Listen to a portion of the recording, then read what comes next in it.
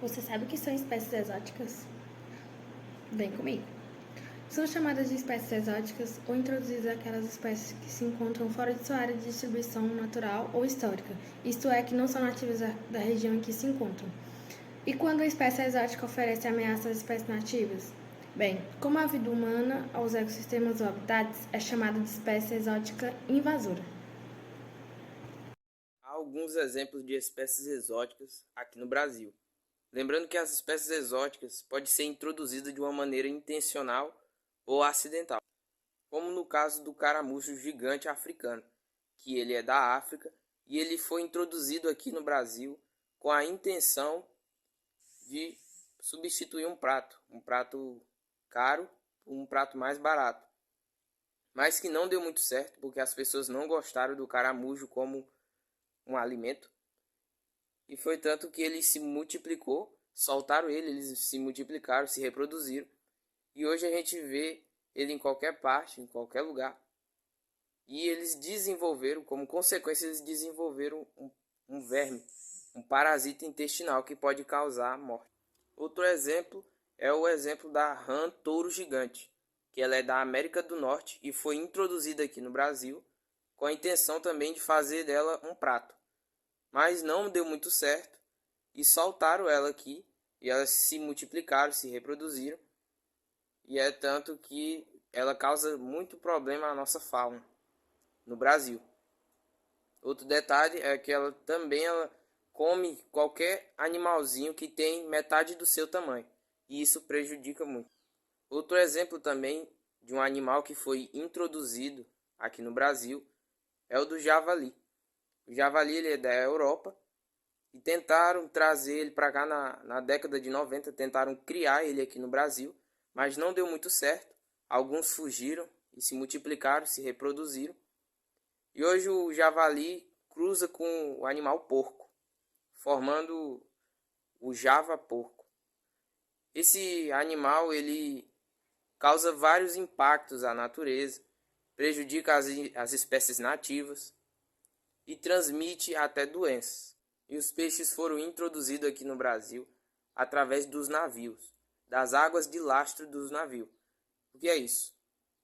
A água de lastro era a água que os homens colocavam no navio para dar um certo equilíbrio na sua carga. E devido a eles pegar essa água em um certo local e despejar em outro, muitas vezes despejavam com pequenos peixes. E esses pequenos peixes eram soltos nos rios aqui do Brasil. E eles se multiplicavam e assim eram introduzidos os peixes. Esse foi o caso do mexilhão dourado, que é um molusco bem pequeno, que ele causa vários malefícios. Um deles é entupir tubulações. Eu sou Ellie e me falar sobre as espécies exóticas do Tocantins.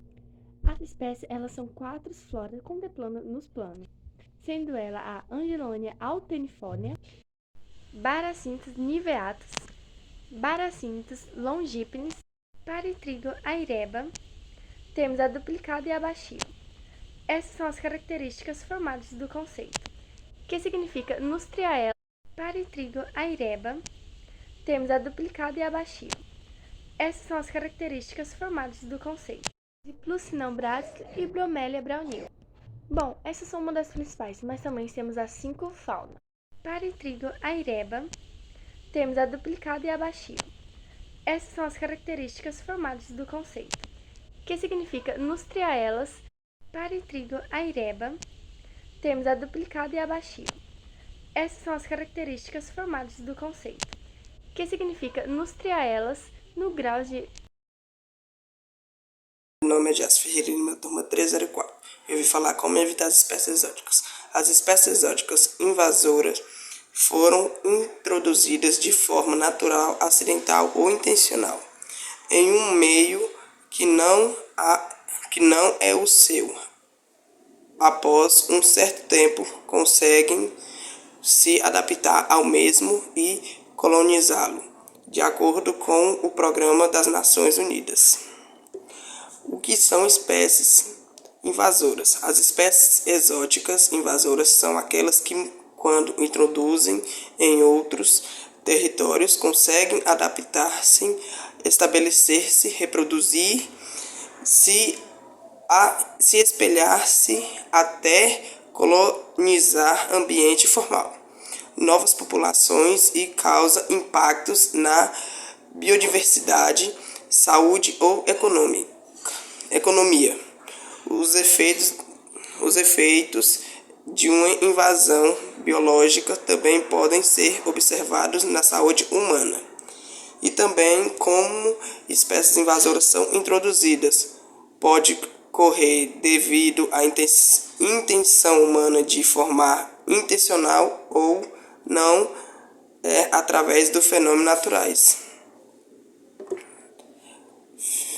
E é isso. Espero que você esteja gostado e bom dia.